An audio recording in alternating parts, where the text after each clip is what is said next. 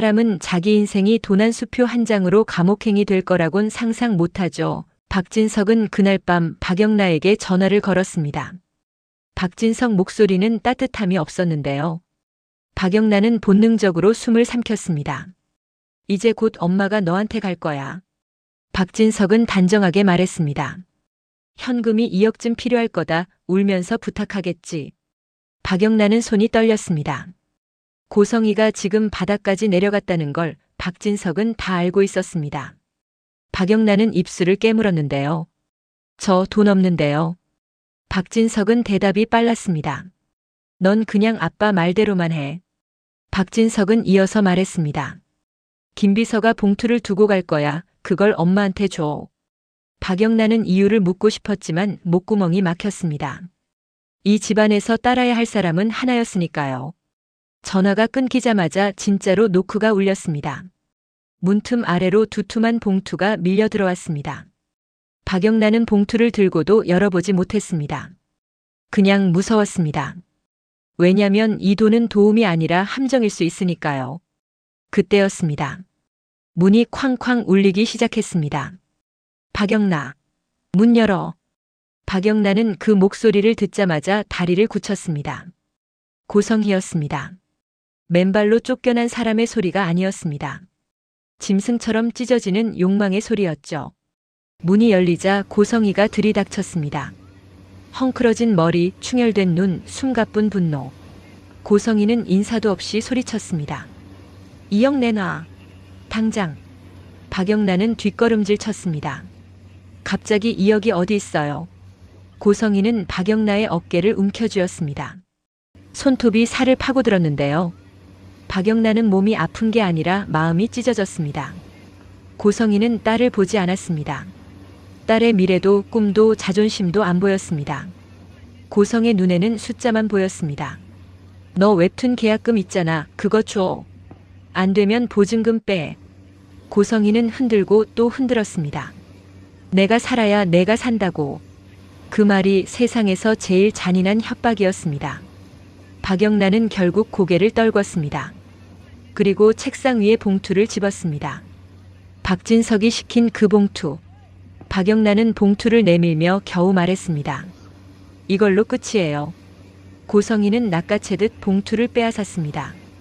그리고 그 자리에서 열었습니다. 고성희의 동공이 확 커졌습니다. 5천만 원 수표가 4장.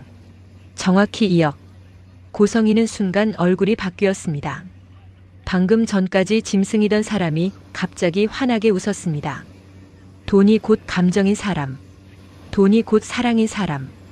고성희는 봉투를 가슴에 품고 속삭였습니다.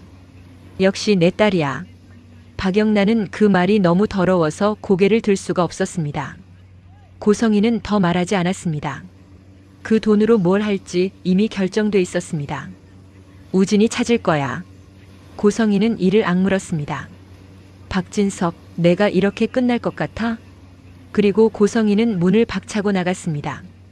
문이 닫히는 소리와 동시에 박영란은 주저앉았습니다. 지금 엄마 손에 쥐어준 게 돈이 아니라 수갑일지도 모른다는 생각. 손바닥이 땀으로 젖었습니다. 박영란은 떨리는 손으로 단축 번호를 눌렀습니다. 박진석은 신호 한 번에 받았습니다. 그래, 가져갔니? 박영란은 울먹였습니다. 네, 시키신 대로 했어요. 박진석은 짧게 말했습니다. 고생했다. 그걸로 됐다. 박영란은 참지 못하고 물었습니다. 아빠, 왜 이러는 거예요? 엄마한테 무슨 일 생기는 거 아니죠? 잠깐 침묵이 흘렀습니다. 박진석의 숨소리가 한 번 깊어졌습니다. 그리고 박진석이 말했습니다. 내가 준 그 돈, 내 엄마가 비자금으로 빼돌린 돈이야. 박영란은 숨이 멎었습니다. 박진석은 더 차갑게 이어갔습니다. 그리고 그 수표 도난 신고해뒀다. 박영란은 귀를 의심했습니다. 도난 신고요? 박진석은 담담했습니다. 그 수표를 쓰는 순간 은행에 빨간 불 켜져. 그 즉시 경찰이 움직일 거야. 박영란의 눈물이 뚝 떨어졌습니다. 자기가 엄마 손에 쥐어준 게 현금이 아니라 체포 버튼이었으니까요. 박영란가 떨며 소리쳤습니다. 그게 배려예요? 박진석은 낮게 말했습니다. 돈은 쓰지 않으면 아무 일도 없다. 근데 고성이가 그걸 참을까? 박영란은 대답을 못했습니다. 돈을 보자마자 눈빛이 바뀐 엄마를 봤으니까요. 박진석은 마지막으로 못 박았습니다. 선택은 고성의 몫이야. 오늘 일은 지워. 넌 벽돌 하나 얹은 거다. 뚝. 전화가 끊겼습니다. 박영란은 휴대폰 화면을 멍하니 봤습니다.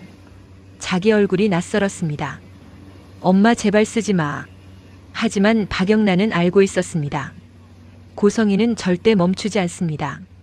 한편 집안 바깥에서는 더 큰 일이 터지고 있었습니다.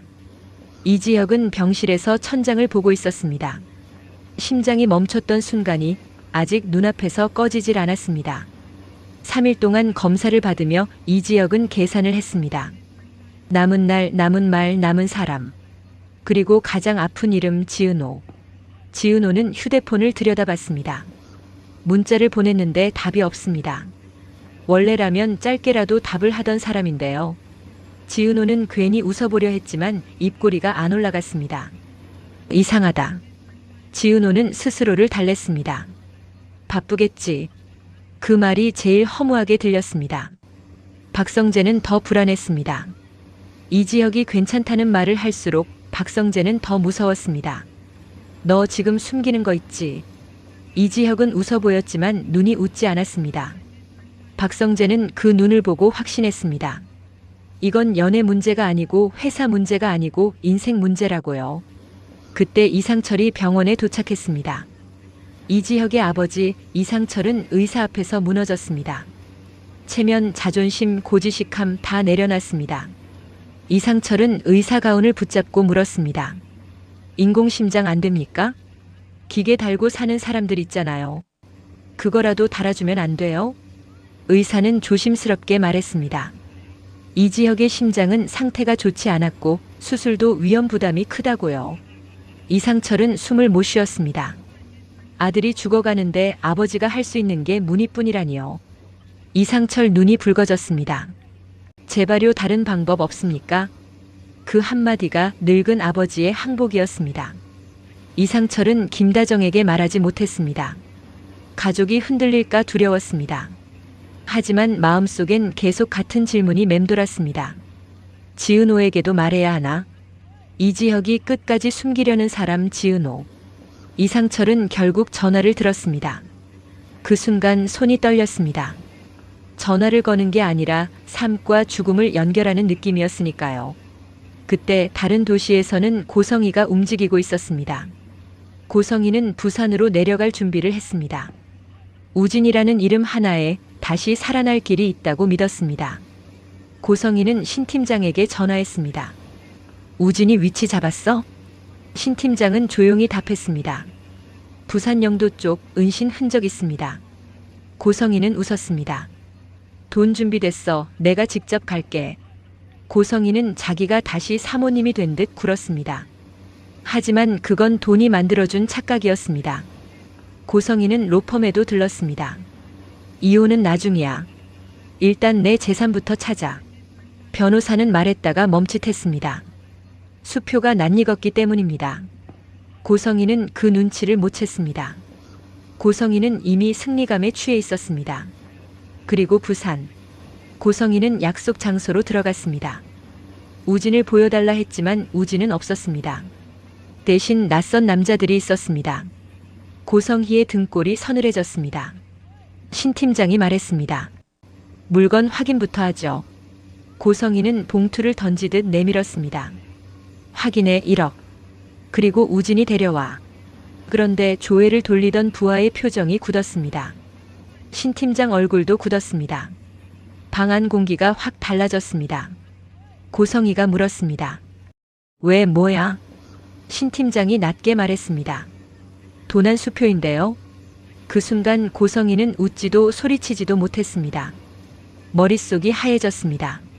말도 안 돼. 이게 왜 도난이야? 고성이는 재빨리 변호사에게 전화를 걸었습니다. 하지만 변호사 목소리는 더 차가웠습니다. 당신이 준 수표 도난 신고된 번호랑 일치합니다. 우리 법인 바로 사임합니다. 뚝. 전화가 끊겼습니다. 고성희는 그제야 알아챘습니다. 박진석이 덫을 놨고 자기는 그 덫을 기쁜 마음으로 밟았다는 걸요. 고성희의 입에서 괴성이 터졌습니다. 박진석.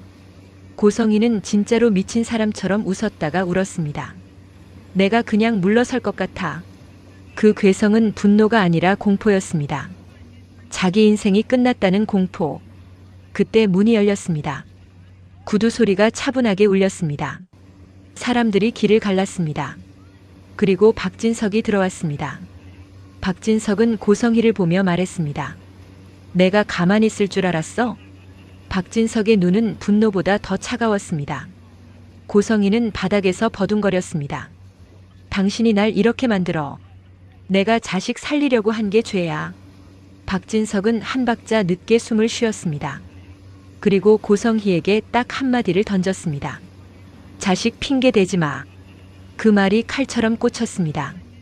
고성희는 더 크게 괴성을 질렀습니다. 그럼 뭘 어쩌라고. 박진석은 고성희를 보지 않고 신 팀장을 봤습니다. 돈은 내가 준다. 대신 이 여자는 당신들이 처리해. 고성희는 그제야 눈이 뒤집혔습니다. 안 돼. 경찰 불러. 박진석. 하지만 박진석은 돌아섰습니다. 그 등은 미련이 없었습니다. 문이 닫히는 소리. 그리고 안쪽에서 고성희의 비명이 터졌습니다. 그 비명은 끝의 소리였습니다. 박진석은 밖으로 나오자마자 넥타이를 풀었습니다. 이겼는데도 표정이 없었습니다. 그때 박진석 휴대폰이 울렸습니다. 병원 쪽 연락이었습니다. 이지혁이 또 쓰러졌다는 말이었습니다. 박진석의 눈빛이 잠깐 흔들렸습니다. 이 판이 커지고 있었습니다. 한쪽은 돈과 죄, 다른 한쪽은 생명과 심장. 박성재는 병원으로 달려갔습니다. 이지혁을 보자마자 말이 막혔습니다. 이지혁은 웃는 척했습니다. 나 괜찮아. 박성재는 주먹을 쥐었습니다. 괜찮으면 왜 이렇게 하얘? 이지혁은 대답을 피했습니다. 박성재는 결국 폭발했습니다. 너 죽을 거면 나한테라도 말해. 이지혁의 눈이 흔들렸습니다. 지은호는 그날 밤 혼자 울었습니다. 답장 없는 문자창이 거절보다 더 잔인했으니까요. 지은호는 스스로에게 말했습니다. 내가 좋아한다고 말하면 그 사람은 또 도망가겠지. 그런데 예고편처럼 누군가가 말합니다. 내가 좋아한다면 그 말 아무한테도 알리지 않을게. 지은호 마음이 더 흔들립니다. 믿고 싶어서. 하지만 믿으면 더 아플까봐. 이상철은 결국 의자에 앉아 고개를 숙였습니다. 인공심장도 안 된다면 내 아들은 뭘로 버텨요? 그 말이 너무 작아서 더 슬펐습니다. 아버지라는 사람은 자식 앞에서 결국 작아집니다. 한편 박영란은 집에서 봉투 생각만 했습니다. 자기가 엄마를 감옥으로 보낸 걸까? 아니, 아빠가 엄마를 보낸 걸까? 박영란은 결론을 못 냈습니다. 다만 확실한 건 하나였습니다. 이 집은 이제 가족이 아니라 전쟁이라는 것. 그리고 예고편의 한마디가 계속 걸립니다. 심장 이식되기 그런 건 왜 찾아봤어? 누군가는 이미 진실을 눈치챘습니다. 누군가는 모른 척하고 있고요. 누군가는 그 진실을 이용해 칼을 쥐려고 합니다. 고성희는 끝났을까요? 아직 아닙니다. 고성애 같은 사람은 맨손으로도 사람을 물어뜯습니다. 고성희는 분명 다음 수를 준비할 겁니다. 박진석이 가만 안 있겠다 선언한 만큼 고성희도 그냥 물러설 것 같냐로 맞받아쳤으니까요. 그리고 가장 무서운 건 이겁니다. 이지혁의 심장은 시간이 없습니다. 박진석의 분노도 시간이 없습니다. 고성희의 탐욕은 더더욱 시간이 없습니다. 시간이 없을 때 사람은요, 가장 잔인해집니다. 다음 이야기는 여기서 더 미쳐갈 겁니다. 고성희는 누구를 붙잡고 마지막 반격을 할까요? 박진석은 진짜로 고성희를 감옥까지 보낼까요? 이지혁은 지은호를 지키려다 오히려 더 멀어질까요? 여러분이라면 고성희가 다음에 누구를 건드릴 것 같은지 댓글로 남겨주세요. 구독과 좋아요, 알림까지 켜두시면 다음 전개 바로 이어서 가져오겠습니다. 문 하나만 닫히면 고성희 인생도 같이 잠기기 시작했는데요. 부산의 허름한 건물 복도는 생각보다 조용했습니다. 조용해서 더 무서웠습니다. 신 팀장은 수표를 손끝으로 툭툭 튕겼고요. 고성희는 그 소리에 심장이 덜컥 내려앉았습니다. 도난 수표라는 단어가 공기처럼 방에 퍼졌습니다. 고성희는 말이 먼저 끊겼습니다. 그럴 리가 없어요. 깨끗한 돈이에요. 목소리는 커졌는데 설득력은 작아졌습니다. 신 팀장은 웃지도 않았습니다. 웃는 순간 그게 사냥이 되니까요. 깨끗하면 왜 빨갛게 떠요, 은행에. 벽 쪽 사내가 어깨를 돌리며 길을 막았습니다. 고성희는 본능적으로 문 쪽을 봤습니다. 문은 열려 있었는데 출구는 아니었습니다. 그때 구두 굽소리가 똑똑똑. 너무 차분한 걸음이라 오히려 더 위험했습니다. 박진석이 들어왔습니다. 박진석은 고성희를 보지 않고 신 팀장을 봤습니다. 수고했어. 그 한마디에 고성희의 얼굴이 하얘졌습니다. 자기가 여기로 불려온 거란 걸 이제야 알았거든요. 고성희는 비명을 삼키듯 숨을 들이켰습니다. 당신이 여기 왜 있어요? 박진석은 대답 대신 주머니에서 휴대폰을 꺼냈습니다. 몇 번 터치, 짧은 진동. 입금했어. 5배로. 신 팀장 눈이 번쩍 뜨였습니다. 돈 앞에서 윤리도 공포도 얇아집니다. 고성희는 박진석을 올려다봤습니다. 올려다보는 순간 상대가 더 커집니다. 당신이 날 이렇게까지. 박진석은 고개를 기울였습니다. 이렇게까지가 아니오. 박진석의 목소리는 더 낮아졌습니다. 이게 시작이요. 고성희는 입술이 달싹거렸습니다. 말이 안 나오는 게 아니라 말이 의미가 없었습니다. 박진석은 신 팀장에게 시선을 다시 줬습니다. 조건은 하나. 신 팀장이 급히 고개를 끄덕였습니다. 말씀만 하시죠. 박진석은 고성희를 손가락으로 가리키지 않았습니다. 대신 눈빛으로 처리 대상을 넘겼습니다. 저 여자 내 손에서 치우시오. 그 말이 떨어지자 고성희가 몸을 떨었습니다. 박진석, 나 당신 아내였어. 아내라는 단어가 방 안에서 공허하게 울렸습니다. 박진석은 그 단어에 반응하지 않았습니다. 반응이 없다는 건 마음이 끝났다는 뜻이었습니다. 고성희는 기어서 다가가려 했습니다. 사내들이 앞으로 한 걸음. 고성희는 바닥에 손바닥을 짚었습니다. 손바닥이 차가웠습니다. 내가 뭘 그렇게 잘못했는데. 박진석은 문 쪽으로 돌아서며 말했습니다. 잘못이 아니오. 당신은 선택했어. 박진석의 말이 더 잔인한 이유는 틀리지 않아서였습니다. 문이 닫히는 소리 쿵. 빛이 끊겼습니다. 남은 건 고성희의 숨소리뿐이었습니다. 숨이 빨라질수록 공포는 더 커졌습니다. 신 팀장이 한쪽 입꼬리를 올렸습니다. 이제 돈값을 받아야죠. 고성희는 뒤로 기어갔습니다. 벽이 닿았습니다. 뒤가 막히면 사람은 앞을 뚫으려 하죠. 고성희는 마지막 카드처럼 외쳤습니다. 우진이는 어디 있어? 내 아들. 순간 방 안 공기가 미세하게 바뀌었습니다. 신 팀장의 표정이 아주 잠깐 굳었습니다. 그 찰나를 고성희가 놓치지 않았습니다. 우진이 진짜 여기 있지? 신 팀장은 대답 대신 손짓했습니다. 사내 둘이 고성희의 팔을 잡았습니다. 고성희는 소리쳤습니다. 날 죽이면 우진이 못 찾아. 신 팀장이 귀찮다는 듯 말했습니다. 찾을 사람은 따로 있어요. 고성희는 머릿속이 새하얘졌습니다. 따로라는 말은 자신이 더 이상 필요 없다는 뜻이거든요. 그 시각 서울. 박영란은 작업실에서 캔버스를 바라보고 있었습니다. 붓이 움직이지 않았습니다. 붓이 멈추면 마음이 움직이거든요. 휴대폰이 진동했습니다. 아빠라는 글자가 떴습니다. 박영란은 침을 삼켰습니다. 아빠 전화는 늘 지시였지 안부가 아니었습니다. 네, 아빠. 박진석 목소리는 차가웠습니다. 엄마가 너한테 곧 갈 거다. 박영라가 숨을 멈췄습니다. 돈을 달라 하겠지. 박영라의 손에 힘이 들어갔습니다. 줄 돈이 없어요. 박진석은 짧게 끊었습니다. 있다. 그리고 설명을 덧붙이지 않았습니다. 설명은 설득이 되니까요. 김비서가 봉투를 놓고 갈 거다. 그걸 엄마한테 줘. 박영란은 목소리가 떨렸습니다. 아빠, 그게 무슨. 시키는 대로 해. 전화를 끊는 소리, 뚝. 박영란은 허공을 멍하니 봤습니다. 문 밖에서 노크 소리가 들렸습니다. 노크 다음엔 종이 스치는 소리. 문을 열어보니 바닥에 봉투가 있었습니다. 봉투는 두꺼웠습니다. 두꺼운 봉투는 늘 죄의 무게였습니다.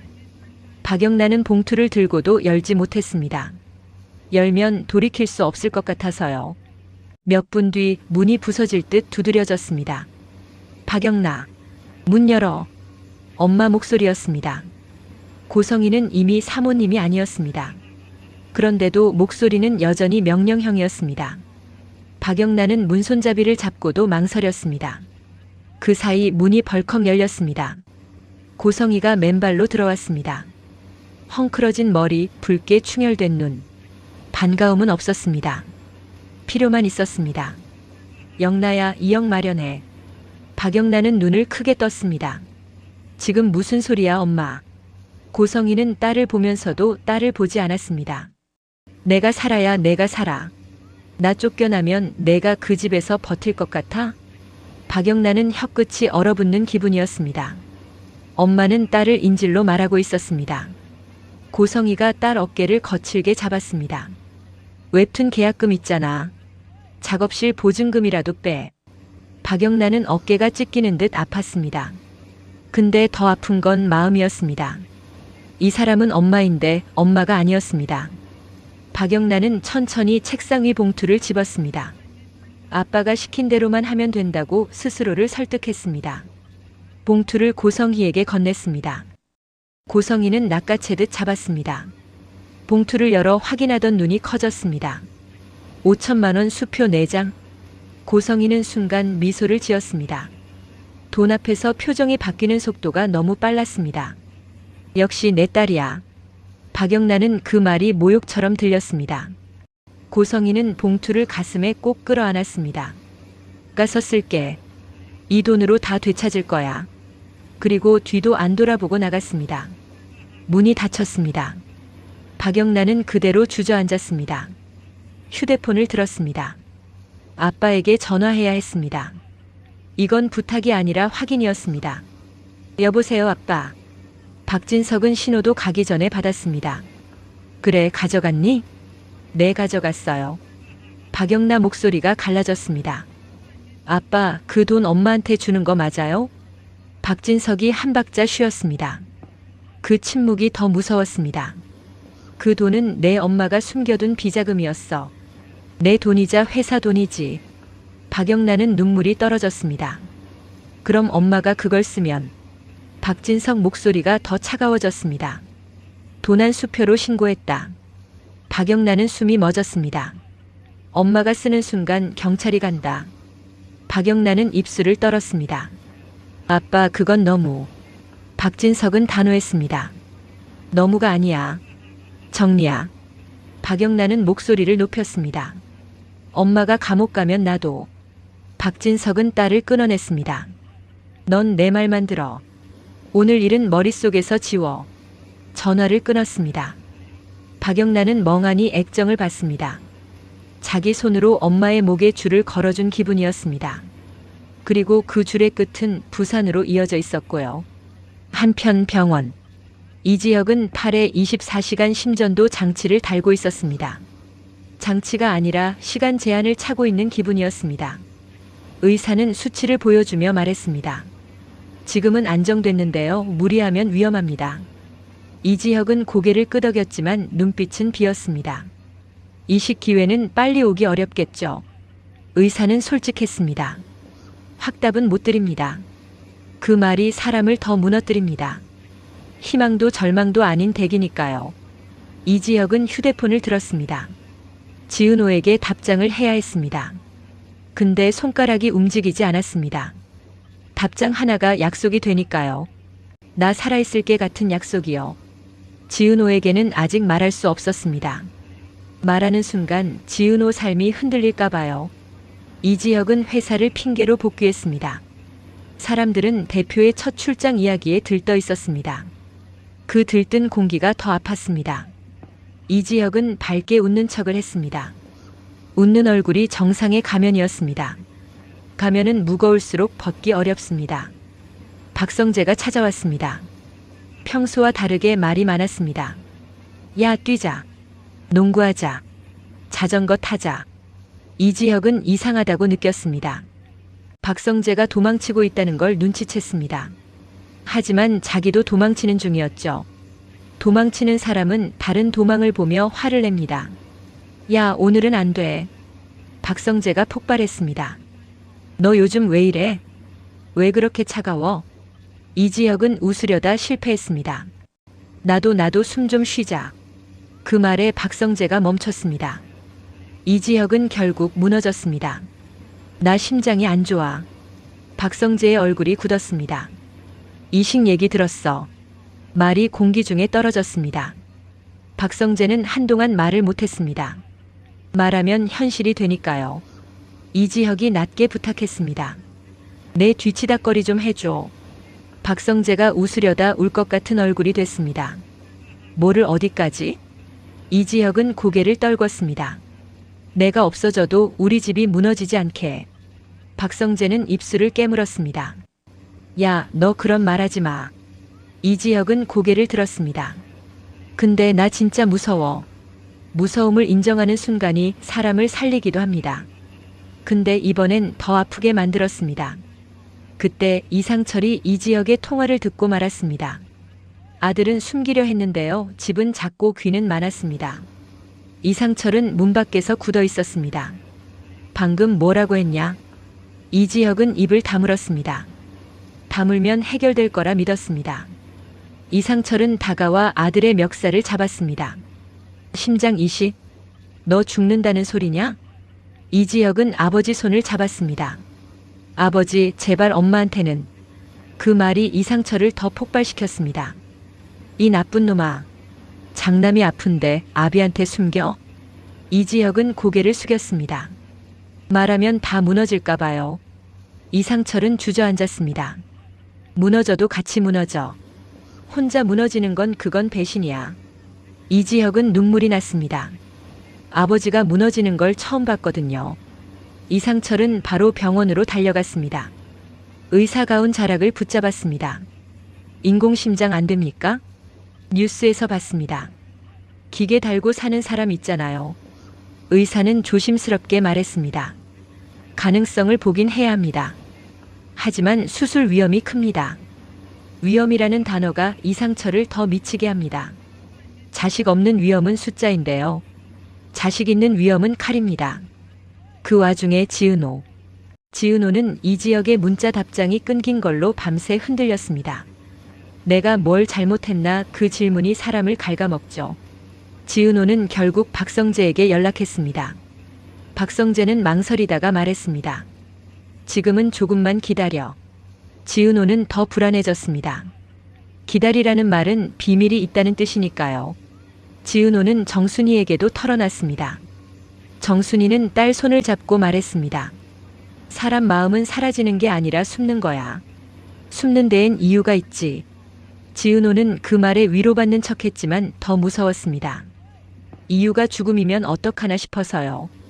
그리고 이지환은 박영나와 송별회를 했습니다. 경호 마지막 날이었습니다. 박영나는 억지로 웃었습니다. 이지환은 그 억지를 알아챘습니다. 무슨 일 있어요? 박영나는 고개를 저었습니다. 없어요. 없다고 말할수록 더 있다는 뜻이죠. 이지환이 조심스럽게 말했습니다. 엄마 요즘 이상하죠? 박영나가 눈을 크게 떴습니다. 그 말 하지 마요. 박영나는 엄마라는 단어가 무서웠습니다. 엄마가 아니라는 걸 알게 된 딸의 공포였죠. 그때 박진석에게서 메시지가 왔습니다. 오늘 집으로. 짧은 글이 더 무거웠습니다. 박영나는 숨이 턱 막혔습니다. 오늘은 축하 파티였는데요. 그 축하가 누구를 위한 건지 이미 알 것 같았습니다. 박영나는 이지환을 봤습니다. 오빠, 나 집 가기 싫어. 이지환은 대답 대신 재킷을 챙겼습니다. 같이 가요. 박영나는 그 말에 울컥했습니다. 누군가 내 편에 서주는 순간 사람이 살거든요. 저녁 박진석 집. 식탁은 화려했습니다. 케이크도 있었고요. 근데 공기는 차가웠습니다. 박진석은 웃는 척을 했습니다. 그 웃음이 가장 무서운 종류였습니다. 고성이는 없었습니다. 그 자리가 비어 있다는 것만으로도 결말이 느껴졌습니다. 박진석은 와인잔을 들었습니다. 우리 가족. 말끝이 길었습니다. 이제 제대로 살자. 박성재는 그 말을 듣고 손가락이 미세하게 떨렸습니다. 제대로라는 말은 누군가를 잘라낸 뒤에 나오니까요. 박영란은 참다 못해 물었습니다. 엄마는요? 박진석은 시선을 내리지 않았습니다. 모르는 게 좋다. 박영란가 입술을 깨물었습니다. 아빠 사람을 그렇게. 박진석이 딱 잘랐습니다. 사람이 아니었다. 그 한마디에 식탁이 얼었습니다. 김다정 같은 따뜻한 사람이 옆에 있었으면 말렸을 텐데요. 이 집은 따뜻한 사람이 버티기 힘든 구조였습니다. 박성재가 조심스럽게 말을 꺼냈습니다. 아버지, 그럼 우진이는? 박진석의 눈빛이 잠깐 흔들렸습니다. 우진이라는 이름이 약점이기 때문입니다. 박진석은 바로 고개를 들었습니다. 우진은 내가 신경 쓸 일이 아니다. 그 말이 더 수상했습니다. 박영란가 숨을 들이켰습니다. 우진 오빠는 살아있어요? 박진석이 대답하지 않았습니다. 대답이 없다는 건 답이 나쁘다는 뜻입니다. 그날 밤 박영란은 방에서 몰래 울었습니다. 울다가 멈추고 또 울었습니다. 그리고 휴대폰을 들었습니다. 엄마에게 연락이 와야 했습니다. 근데 연락이 없었습니다. 연락이 없을수록 상상은 더 잔인해집니다. 부산 다시. 고성이는 결국 신 팀장 무리에게 끌려 나왔습니다. 밖은 바람이 차가웠습니다. 차가운 바람은 정신을 맑게 하는데요. 고성이는 맑아진 정신으로 깨달았습니다. 나 혼자만 덫을 못 봤구나. 그 덫을 놓은 사람은 남편이었고요. 그 덫에 밀어넣은 사람은 딸이었습니다. 딸은 몰랐습니다. 몰랐는데 그게 더 잔인합니다. 고성이는 웃음이 났습니다. 웃음이 아니라 울음 같은 웃음이요. 내가 다 만든 집인데 왜 내가 쫓겨나지? 신 팀장이 귀찮다는 듯 말했습니다. 인생은 원래 만든 사람이 무너지는 거예요. 고성이는 그 말에 눈이 뒤집혔습니다. 박진석. 고성이가 비명을 질렀습니다. 나 그냥 물러설 것 같아? 비명은 용기처럼 들리지만요. 사실은 마지막 발악입니다. 그리고 그 순간 고성희의 휴대폰이 울렸습니다. 발신자 우진. 고성희는 숨이 멎었습니다. 손이 떨려서 화면을 제대로 누르지 못했습니다. 신 팀장이 손을 뻗었습니다. 그거 여기서 하면 안 되죠. 고성희는 휴대폰을 끌어안았습니다. 안 돼, 그건. 그때 화면이 꺼졌습니다. 배터리가 아니라 누군가가 껐습니다. 고성희는 그 자리에서 무너졌습니다. 돈도 남편도 딸도 아니었습니다. 우진이 마지막이었는데요. 그 마지막이 손 닿기 직전에 사라졌습니다. 그리고 서울. 이지혁은 침대에 누워 천장을 봤습니다. 천장은 아무 말도 안 합니다. 근데 사람은 천장에다 다 털어놓죠. 나 아직 하고 싶은 게 많았는데요. 그 생각이 들면 숨이 막힙니다. 지은호는 결국 이지혁을 찾아왔습니다. 병원 복도에서 이지혁과 마주쳤습니다. 지은호는 웃으려 했는데 눈물이 먼저 났습니다. 선배. 이지혁은 잠깐 멈췄습니다. 그 짧은 멈춤이 지은호를 더 불안하게 했습니다. 지은호가 떨리는 목소리로 말했습니다. 제가 선배 좋아하면요? 이지혁은 고개를 돌렸습니다. 돌리면 마음까지 돌릴 수 있을 것 같아서요. 지은호가 한 발 더 다가갔습니다. 나 더는 못 기다리겠어요. 이지혁은 숨을 들이켰습니다. 내 말 아무한테도 알리지 않을 거야. 그 말이 위로처럼 들렸는데요. 지은호는 그 위로가 더 무서웠습니다. 근데 왜 이렇게 멀어져요? 이지혁은 대답 대신 손목의 장치를 만졌습니다. 지은호가 그걸 봤습니다. 눈이 흔들렸습니다. 그거 뭐예요? 이지혁은 한참을 망설이다가 말했습니다. 심장. 지은호 얼굴이 하얘졌습니다. 세 글자가 사람을 이렇게 무너뜨립니다. 지은호가 입술을 떨며 물었습니다. 심장 이식 그런 건 왜 찾아봤어? 이 질문이 예고편보다 더 잔인합니다. 이미 다 눈치챘다는 뜻이니까요. 이지혁은 고개를 떨궜습니다. 너까지 흔들리면 내가 버틸 데가 없어. 지은호는 울면서도 화가 났습니다.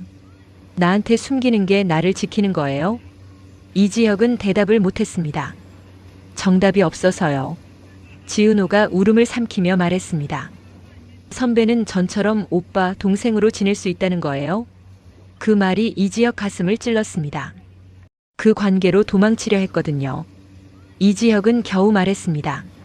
원하는 게 뭐야? 지은호가 고개를 저었습니다. 원하는 거 없어요. 그냥 살아줘요. 이지혁은 그 말에 눈이 붉어졌습니다. 살아달라는 부탁이 제일 어려운 부탁이니까요. 이상철은 병원 복도에서 그 둘을 봤습니다. 이상철은 두 사람을 지나치지 못했습니다. 아들 마음을 알 것 같았고요. 딸 같은 아이의 눈물도 보였거든요. 이상철은 지은호에게 조심스럽게 말했습니다. 지은호 씨. 지은호가 돌아봤습니다. 우리 지역이 지금 겁이 많습니다. 이상철이 울먹였습니다. 겁이 많아져서 사람을 밀어낼 겁니다. 근데 그건 미워서가 아니에요. 지은호가 고개를 끄덕였습니다. 저 알아요. 알아서 더 아파요. 그때 박진석이 병원에 나타났습니다. 자기와 상관없는 공간 같아도요. 박진석은 늘 연결되어 있었습니다. 돈과 권력은 어디든 통하니까요. 박진석은 의사와 짧게 대화했습니다. 표정 하나 바뀌지 않았습니다. 그리고 복도로 나와 이상철을 봤습니다. 서로 모르는 얼굴인데요. 서로가 서로의 변수가 될 운명이었습니다. 박진석이 낮게 말했습니다. 인공심장 얘기 들었습니다. 이상철은 놀랐습니다. 누구십니까? 박진석은 웃지 않았습니다. 당장 누군지 아는 게 중요하진 않소. 중요한 건 당신 아들이 살 방법이 있다는 거요. 이상철 눈이 번쩍 뜨였습니다. 방법이요? 박진석은 천천히 말했습니다. 사람이 하나 필요하오. 이상철이 숨을 삼켰습니다. 누구요? 박진석이 한마디를 남겼습니다. 우진. 이상철은 그 이름을 처음 들었습니다. 근데 박진석은 그 이름으로 사람을 움직일 수 있다는 걸 알고 있었습니다. 박진석은 병원 복도를 빠져나오며 통화했습니다. 우진 위치. 다시. 이번엔 확실하게. 박진석에게 확실은 감정이 아니라 절차였습니다. 절차가 끝나면 사람도 끝납니다. 그리고 그 밤, 박영란은 우진에게 다시 전화가 온 걸 떠올리며 떨었습니다. 엄마는 부산에 갔고요. 아빠는 웃지 않았고요. 우진은 사라졌습니다. 박영란은 결국 결심했습니다. 내가 찾겠다. 엄마를 위해서가 아니라요. 자기 인생을 위해서요. 엄마 때문에 계속 흔들리는 인생은 더 이상 싫었거든요. 박영란은 이지환에게 문자를 보냈습니다. 오빠, 부탁이 있어요. 이지환은 바로 답했습니다. 지금 말해요. 박영란은 숨을 크게 들이켰습니다. 우진 오빠 어디 있는지 찾아야 해요. 이지환은 잠깐 멈췄습니다. 그리고 짧게 답했습니다. 알겠어요. 짧은 답이 가장 든든할 때가 있습니다. 여기서부터가 진짜 시작입니다. 박진석은 우진을 찾고요. 박영란도 우진을 찾고요. 고성희는 우진을 잡아야 살고요. 이지혁은 우진이 없으면 죽습니다. 한 사람의 행방이 네 사람의 운명을 동시에 흔들기 시작했는데요. 문제는 우진이 도망치는 이유가 단순하지 않다는 겁니다. 우진은 살려고 숨은 게 아니라요. 누군가를 살리려고 숨었을 수도 있습니다. 여러분이라면요. 우진이 지금 숨어 있는 이유 뭐라고 보시나요? 댓글로 남겨주세요. 그리고 다음 장면에서 우진이 전화를 건 진짜 상대가 드디어 드러납니다. 휴대폰 화면에 뜬 우진 두 글자. 고성희는 그 글자를 보는 순간 숨이 멎었는데요. 문제는 그 전화가 고성희에게만 온 게 아니었습니다. 우진은 같은 시간 다른 사람에게도 전화를 걸고 있었어요. 번호는 저장돼 있지 않았는데요. 우진은 외우고 있었습니다.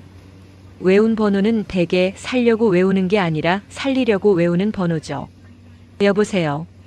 받은 쪽 목소리는 낮고 빠르지 않았습니다. 놀라울 정도로 차분했어요. 박진석이었습니다. 우진은 잠깐 숨을 고르고 말했습니다. 회장님, 저 지금 잡히면 안 됩니다. 박진석은 감정 없이 묻습니다. 어디냐? 우진이 대답하려는 순간 누군가 문을 발로 찼습니다. 쾅! 우진이 이를 악물고 속삭였어요. 부산영도 근데. 박진석이 끊었습니다. 근데는 필요 없다. 우진이 흔들리는 숨으로 말합니다. 저 지역 선배 쪽으로 가면 안 돼요? 박진석의 목소리가 아주 미세하게 달라졌습니다. 차갑게가 아니라 더 차갑게요. 너는 내가 설 자리를 착각한다. 우진이 눈을 감았습니다. 그 말이 무슨 뜻인지 이미 알고 있었습니다. 자기가 사람이 아니라 부품 취급이라는 거요. 우진은 마지막으로 한마디를 던졌습니다. 회장님, 그 여자 고성애 씨. 그 사람은요, 그냥 돈 때문에 움직이는 게 아닙니다. 박진석이 짧게 물었습니다. 뭐 때문에 움직이는데? 우진은 목이 잠긴 채 말했어요. 죄책감이요. 박진석이 코웃음을 치듯 낮게 숨을 내뱉습니다. 그 여자가 죄책감? 우진이 흔들리는 목소리로 말합니다. 딸한테, 박영란한테요. 박진석의 침묵이 길어졌습니다. 그 침묵은 생각이 아니라 계산이었습니다. 우진은 그 틈에 말을 이어갔어요. 저 지금 숨는 게 맞아요. 근데 회장님도 숨기셔야 하는 거 하나 있잖아요. 박진석이 즉시 반응했습니다. 무슨 소리야? 우진은 피식 웃었습니다. 웃음이 아니라 체념이었습니다. 저 회장님 금고 얘기 알고 있잖아요. 박진석의 목소리가 낮게 가라앉았습니다. 전화 끊어. 우진은 끊지 않았습니다. 사람이 몰릴 때 제일 위험한 건 연결이 끊기는 것이니까요. 회장님, 저는요. 지역 선배 심장 때문에 평생 갚아야 할 게 있어요. 박진석이 단호하게 말합니다. 그걸 갚는 방법은 내 말 듣는 거다. 우진은 끝까지 버텼습니다. 회장님, 그럼 저도 조건 하나요? 박진석이 웃지도 않으면서 말했어요. 너 따위가 조건을 걸어? 우진이 숨을 들이켰습니다. 고성애 씨는 제 손으로 못 봅니다. 박진석이 바로 말합니다.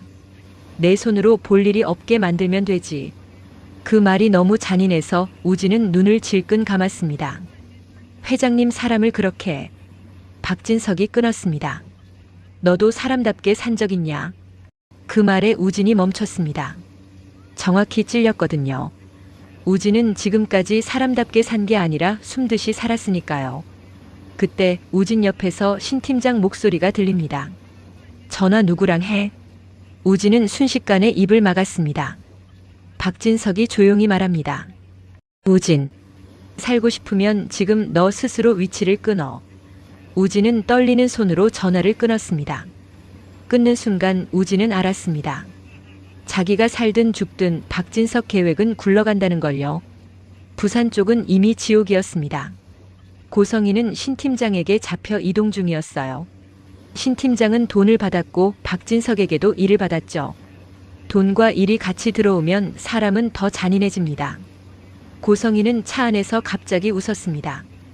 그 웃음이 너무 이상해서 신 팀장이 쳐다봤습니다. 미쳤어요? 고성희는 이를 드러내고 말했어요. 너희가 날 이렇게 다루면 박진석이 널 살려둘 것 같아? 신 팀장은 한숨을 쉬었습니다. 그 회장님이 우리한테 5억을 왜 줬겠어요? 당신을 우리 손에 넘기려고 준 거지. 고성희의 눈이 번쩍 떴습니다. 넘겨? 신 팀장이 웃었습니다. 회장님은요, 직접 손 더럽히는 거 싫어해요. 대신 남손을 더럽히게 만들죠. 고성희는 그 말을 듣고도 울지 않았습니다. 울면 진다고 생각하는 사람이었습니다. 대신 고성희는 아주 조용히 무섭게 말했어요. 좋아. 그럼 나도 남손 더럽히게 만들게. 신 팀장이 피식 웃었습니다. 누구 손? 고성희가 고개를 들었습니다. 박진석 손. 그리고 고성희는 낮게 덧붙였습니다. 박성재 손. 그 이름이 나온 순간 차 안 공기가 바뀌었습니다. 신 팀장이 눈빛을 좁혔습니다. 박성재요? 고성희는 천천히 웃었습니다. 박성재 친모 얘기. 그게 진짜로 터지면 박진석은 끝이야. 신 팀장이 잠깐 멈칫했습니다.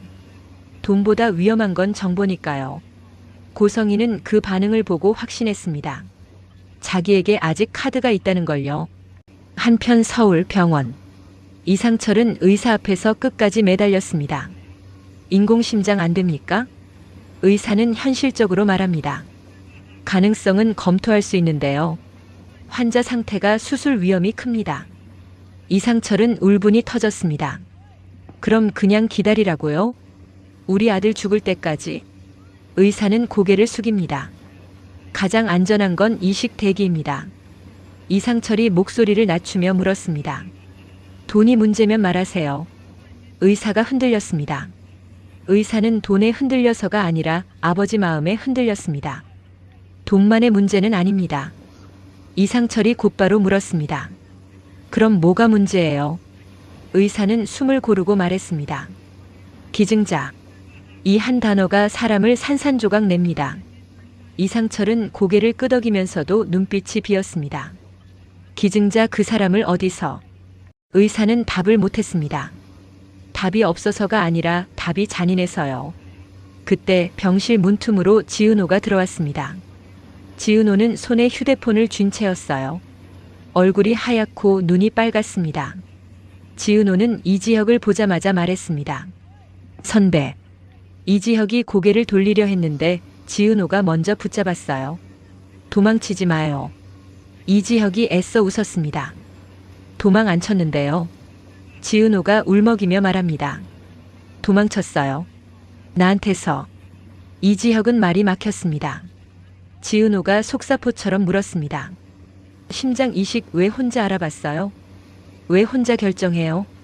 이지혁이 숨을 들이켰습니다. 너까지 흔들리면. 지은호가 끊었습니다. 내가 흔들리는 걸 선배가 정하지 마요. 지은호의 말이 너무 단단해서 이지혁이 오히려 무너졌습니다. 나 무서워요. 이지혁이 드디어 말했습니다. 나 진짜 무서워. 지은호가 한 발 더 다가갔습니다. 나도 무서워요. 근데 같이 무서워하면 덜 무서워져요. 이지혁이 눈을 내렸습니다. 그 말이 맞는데요. 자기가 그 가치를 감당할 자신이 없었습니다. 그때 이상철이 병실 안으로 들어왔습니다. 이상철은 지은호를 보고 잠깐 멈췄습니다. 이상철은 아들의 마음을 압니다. 그리고 아들이 어떤 사람을 좋아하는지 그것도 알게 됐습니다. 이상철이 낮게 말했습니다. 지은호 씨, 부탁이 있어요. 지은호가 고개를 들었습니다. 이상철이 떨리는 목소리로 말했습니다. 우리 지혁이 살려줘요. 지은호는 눈물이 뚝 떨어졌습니다. 제가 뭘 할 수 있는데요. 이상철이 말합니다. 당신이 옆에 있어주면 그걸로도 얘는 버텨요. 이지혁은 고개를 저었습니다. 아버지. 이상철이 아들의 말을 막았습니다. 너는 가만히 있어. 너는 지금 살아야 해. 이상철의 그 한마디는 명령 같았고요. 기도 같았습니다. 그날 밤 박성재는 술도 못 마시고 체육관도 못 갔습니다. 마음이 계속 밖으로 튀어나오려 했거든요. 박성재는 이지혁에게서 들은 말이 머리를 때렸습니다. 심장. 그 단어가 박성재를 미치게 했습니다. 박성재는 결국 박진석에게 연락했습니다. 아버지가 아니라 회장에게요. 아버지. 박진석은 딱 한마디로 받았습니다. 말해. 박성재가 조심스럽게 말했습니다. 지혁이 심장 이식 얘기가 나왔습니다. 박진석의 숨이 잠깐 멈춘 듯 했습니다. 아주 짧게요. 박성재는 그걸 놓치지 않았습니다. 아버지, 혹시 우진이랑 관련 있습니까? 박진석의 목소리가 바로 차가워졌습니다. 내가 알아야 할 일이 아니다. 박성재가 이를 악물었습니다. 아버지, 지혁이는 제 친구입니다. 박진석이 낮게 말합니다. 친구? 친구 때문에 내 인생 망치지 마라. 박성재가 웃었습니다. 웃음이 아니라 분노였습니다. 인생은 이미 아버지 때문에 망가진 적 많습니다. 박진석이 조용히 묻습니다. 지금 나한테 대들어? 박성재가 말합니다. 대드는 게 아니라요. 이번엔 제가 선택하겠습니다. 전화가 끊겼습니다. 박성재는 휴대폰을 내려놓고 벽을 쳤습니다. 쿵. 손이 아픈데도 마음이 더 아팠습니다. 박성재는 갑자기 깨달았습니다. 자기 아버지는 늘 선택을 강요했고요. 그 선택의 결과는 늘 누군가의 파멸이었습니다. 그 시각 박영란은 집에서 혼자 숨을 고르고 있었습니다. 엄마가 부산에 갔고 아빠는 집에 없고 집은 너무 넓습니다. 넓은 집은 좋을 때는 편한데요. 무서울 때는 지옥입니다. 박영란은 결국 김비서에게 연락했습니다. 김비서님. 김비서가 즉시 받았습니다. 아가씨. 박영란가 물었습니다. 엄마 어디 있어요? 김비서는 한 박자 쉬었습니다. 그 쉬는 숨이 답이었습니다. 박영란가 목소리를 낮췄습니다. 아빠가 엄마를 죽일 건가요? 김비서는 단호하게 말하지 못했습니다. 아가씨, 그건... 박영란가 울음을 삼키며 말합니다. 그럼 살릴 방법이 있어요? 김비서가 말했습니다. 아가씨가 회장님 뜻을 거스르시면... 박영란가 끊었습니다. 거스를게요. 김비서가 놀랐습니다. 박영란가 한 번 더 말합니다.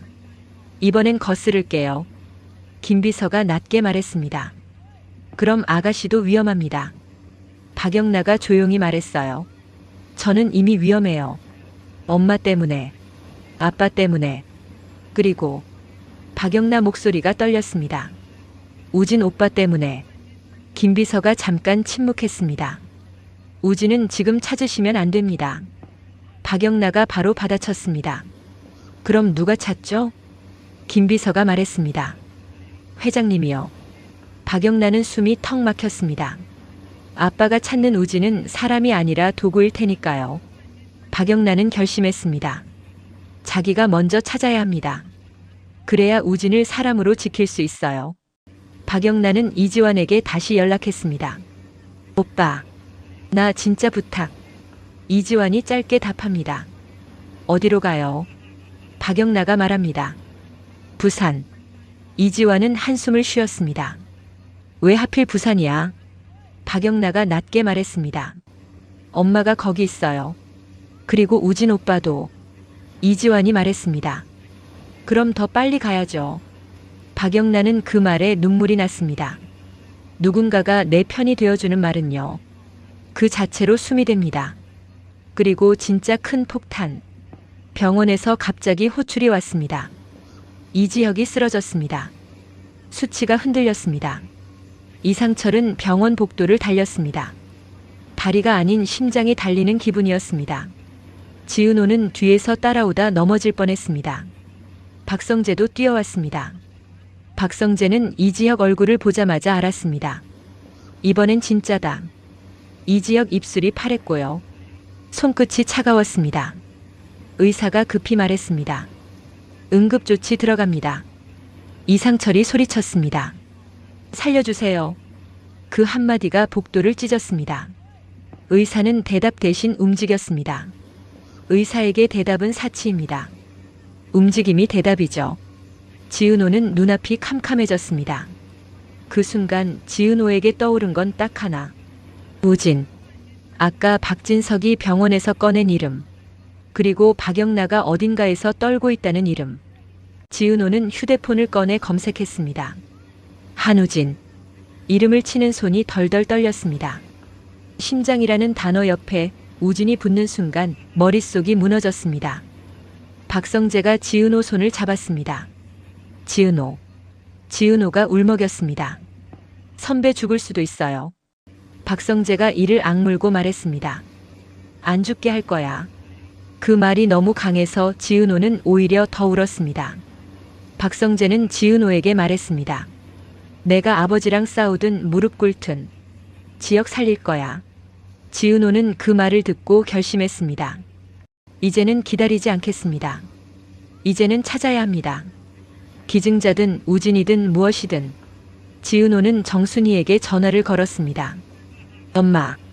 정순이가 놀랐습니다. 왜 무슨 일이야? 지은호가 숨이 찬 채 말했습니다. 나 사람 찾아야 해. 정순이가 조용해졌습니다. 누구? 지은호가 말했습니다. 한우진. 정순이는 이유를 묻지 않았습니다.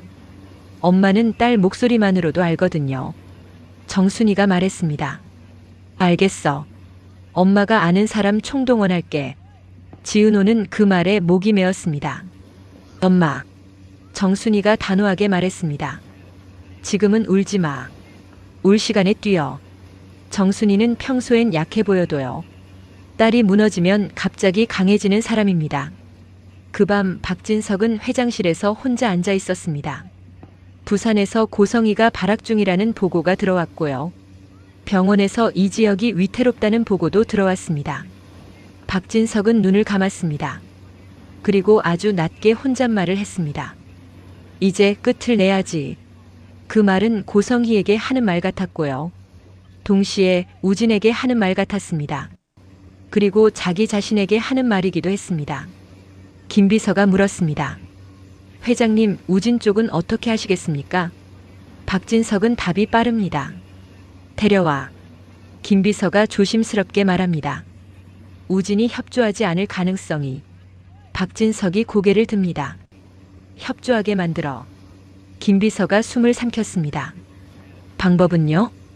박진석은 아주 조용히 말했습니다. 고성이. 김비서 눈이 흔들렸습니다. 박진석이 덧붙였습니다. 우진은 죄책감이 있다. 그 죄책감의 대상이 누구냐? 김비서가 말했습니다. 박영나 아가씨. 박진석이 끊습니다. 아니, 이지혁이다. 김비서가 놀랐습니다. 박진석은 정확히 짚었습니다. 우진은 지역 때문에 움직인다. 그럼 지역을 미끼로 쓰면 된다. 김비서가 조심스럽게 말했습니다.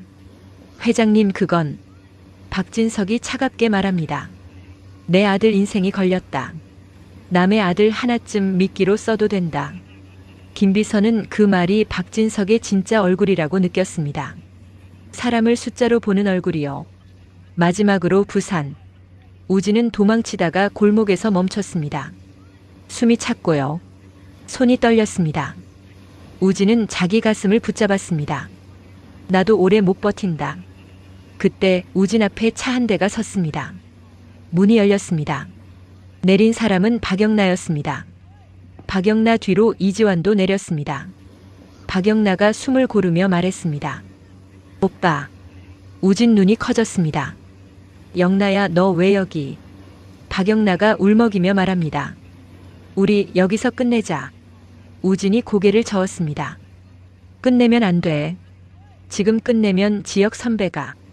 박영나가 소리쳤습니다. 그래서 왔어. 지역 선배 살리려고. 우진이 멈췄습니다. 박영나가 떨리는 목소리로 말했습니다.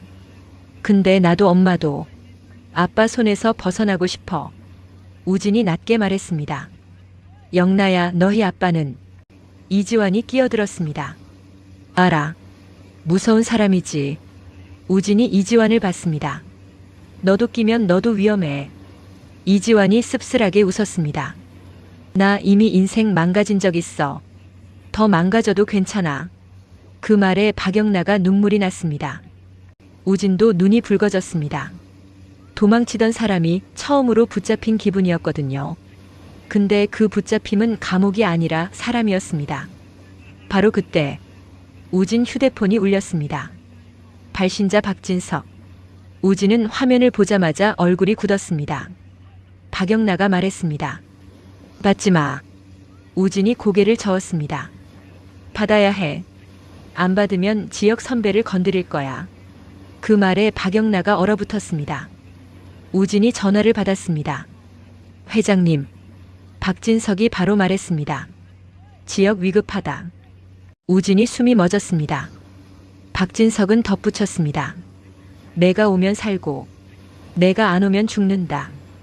우진은 입술이 하얘졌습니다. 이건 선택이 아니었습니다. 협박이었습니다. 박진석이 마지막으로 못을 박았습니다. 지금 30분. 30분 안에 안 오면 난 다른 방법 쓴다. 우진이 떨리는 목소리로 물었습니다. 다른 방법이 뭔데요?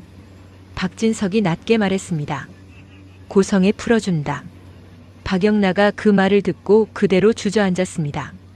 우진은 전화를 든 손이 얼어붙었습니다. 박진석은 끝까지 잔인했습니다. 너 하나로 셋을 묶어. 지역, 영나 그리고 고성이. 우진은 목이 잠겨 말했습니다. 알겠습니다. 전화가 끊겼습니다. 박영나가 울면서 말했습니다. 오빠 가지 마. 우진이 박영나를 봤습니다. 안 가면 지역 선배 죽어. 박영나가 소리쳤습니다. 그럼 오빠는?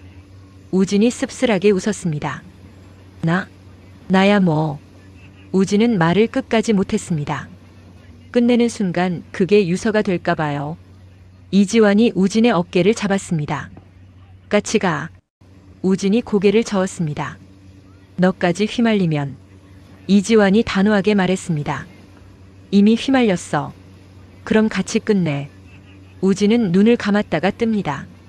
그리고 말합니다. 그럼 병원까지만. 박영나가 울면서 고개를 끄덕였습니다. 나도 가. 우진이 말했습니다. 너는? 박영나가 끊었습니다. 내가 엄마 딸이기 전에 나 내 인생 주인이고 싶어. 차가 출발했습니다. 서울로. 병원으로. 그런데요. 이 차가 병원에 도착하면 누군가는 살고 누군가는 죽습니다. 이게 박진석이 만든 판이니까요. 그리고 그 판의 제일 무서운 점은요. 누가 죽어도 박진석은 정리라고 부른다는 겁니다. 다음 장면에서 병원 응급실 앞에서 박진석이 직접 우진을 마주합니다.